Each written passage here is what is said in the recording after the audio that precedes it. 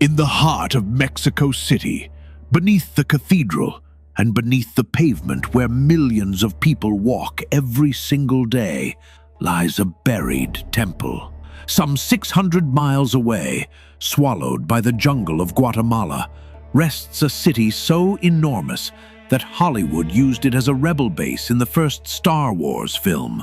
These are two ruins and two civilizations that half the world blurs into a single hazy picture of pyramids, feathers, and calendars, the Aztecs and the Maya. Today, we won't tell their story forward. We're going to dig it up in reverse. We'll start at the surface, with what's left of them today, and go down layer by layer, century by century, until we hit the very bottom. And on the way down, you'll unearth something that completely changes the question of which of them was more advanced, because a lot of it doesn't add up. How did we ever manage to confuse two peoples separated by whole centuries? Which of them went further? In writing, in mathematics, in engineering? Why did one collapse in just 2 years before a handful of strangers, while the other faded on its own, untouched by any army? And the most unsettling part of all, why are both of these peoples still alive today? In the food on your table and in the words you speak. Every answer is buried in its own layer. So let's grab a shovel and begin. The first thing the shovel touches is the present, and the present overturns a common belief that the Maya and the Aztecs are a thing of the past. Today, around 7 million people speak Maya languages. In Guatemala, in southern Mexico, in Belize, and in Honduras. Another 1.5 million speak Nahuatl, the language of the Aztecs. And their mark is everywhere, even if we don't notice it. When you say chocolate, tomato, avocado, or chili, you're saying words born in the markets of Tenochtitlan. The eagle on the cactus devouring a serpent, the emblem on the Mexican flag, is, quite literally, the very sign that legend says led the Aztecs to the spot where they founded their capital. From above, the two civilizations look like twins. Stone pyramids, monumental ruins, descendants who still honor their dead and plant corn the way they did thousands of years ago. That's why they're so easy to mix up. For ages they've been shown side by side, in Hollywood movies, in carelessly written textbooks, on tattoos whose meaning hardly anyone understands. But you only have to sink the shovel an inch or two for the first surprise to appear. These two layers don't even belong to the same century. And to understand why, we have to go down to the catastrophe that separated them. Just below the surface, the most recent catastrophe comes into view: the fall of Tenochtitlan in 1521. The scene is brutal and swift. An adventurer named Hernán Cortés lands in 1519 with fewer than 600 men and a handful of horses. On paper, he didn't stand the slightest chance against an empire of millions. But the Aztec Empire ran on tribute paid by the peoples it had conquered, and those peoples hated it. The Tlaxcalans, who had never been subdued, brought tens of thousands of warriors to Cortés's side. To that was added an invisible enemy, smallpox, carried in by the Europeans, which devastated a city that had never been exposed to it. After a siege of 80 days, the most beautiful capital on the continent was reduced to rubble, and the conquest of the Aztec heartland took just 2 years. And here the dig leaves us puzzled. We look for the Maya in this same layer, expecting another spectacular fall, and their great cities aren't here. By the time Cortés arrived, Tikal, Palenque, and Copán had stood empty for centuries, swallowed by the jungle. The Spanish found only scattered heirs in small kingdoms to the north, and because there was no single capital to topple, Maya resistance dragged on far longer. The last independent Maya kingdom, Tikal, didn't fall until 1697, 176 years after Tenochtitlan. The death of the Aztecs lay right beneath our feet.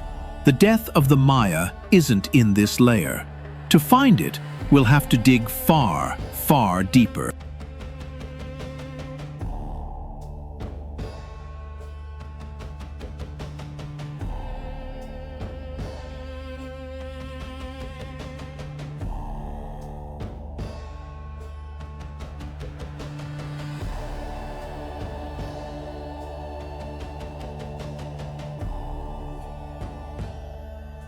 We keep going down. A hand's width above the Aztec ruins, we find their golden age, the 15th century. Tenochtitlan was then one of the largest cities in the world, 200 to 300,000 people, more than any European city of the time.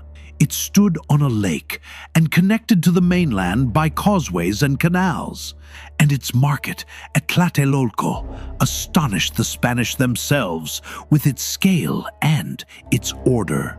It was fed by chinampas, floating gardens that yielded up to 7 harvests a year, and by a double aqueduct that carried fresh water from Chapultepec.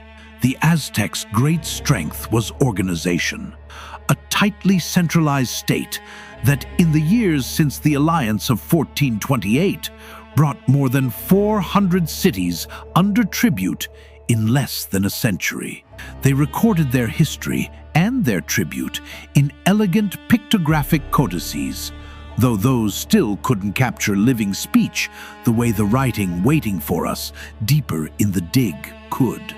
Then we drive the shovel in and drop straight down. 5 or 6 centuries deeper, we finally find the death of the Maya.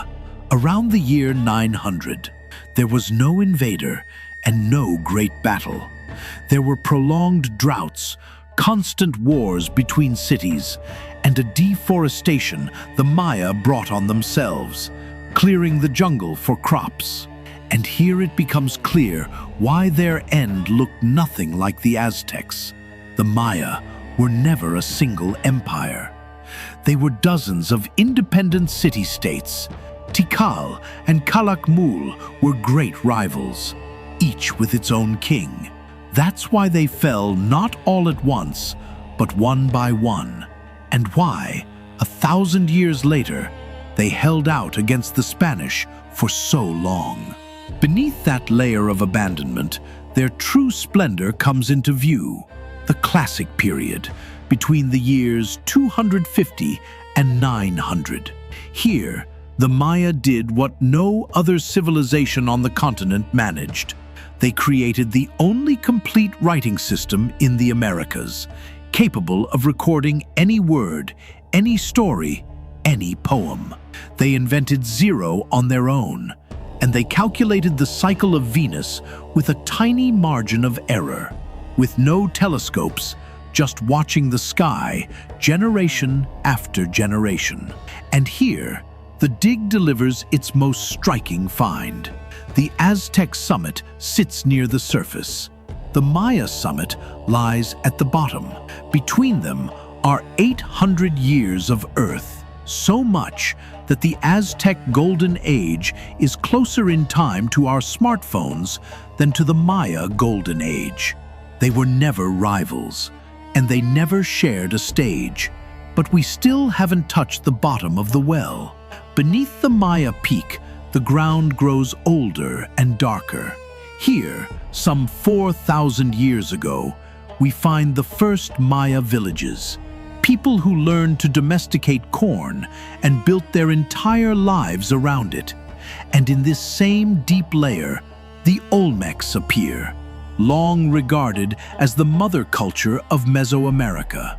Today, many archaeologists believe the Maya and the Olmecs grew up almost side by side, influencing each other, until the Olmec trail fades out around 400 years before the Common Era. And when we scrape the very bottom, the thing that ties everything above it together comes into view. The Maya and the Aztecs, separated by centuries and by hundreds of miles, grew from the same cultural soil. They shared corn, not only as food, but as the very substance from which, in their myths, human beings were shaped. They shared a double calendar that combined a solar cycle of 365 days with a ritual cycle of 260. They shared the feathered serpent, Quetzalcoatl to some, Kukulkan to others, and the ball game. What looked like a clash between two opposite worlds turns out, at the bottom of the well, to be two branches of the same tree. And that, at last, lets us answer the question we started digging for. So which one was more advanced? The dig shows that the answer depends on what you measure. If we're talking about abstract thought, writing, mathematics, astronomy, the Maya had no equal on the continent, and they had more than 1,000 years to go deep into it. If we're talking about urban engineering, the machinery of the state, and imperial scale, the Aztecs built, in less than 2 centuries, something no one before them had achieved. The Maya raised a universe of ideas. The Aztecs, a machine of governance. 2 different ways of being great. Now we climb back up, layer by layer to the surface. And when we come out, the present looks different. These ruins are no longer twins, no longer interchangeable. They're 2 deep histories we very nearly lost. Of the thousands of Maya books, only 4 survived. The rest were burned by a Spanish friar in 1562. And yet the language is still spoken. The corn is still planted, and the calendars still count the days. So the next time you say chocolate, remember, you're touching, without any shovel at all, the most living layer of this whole story.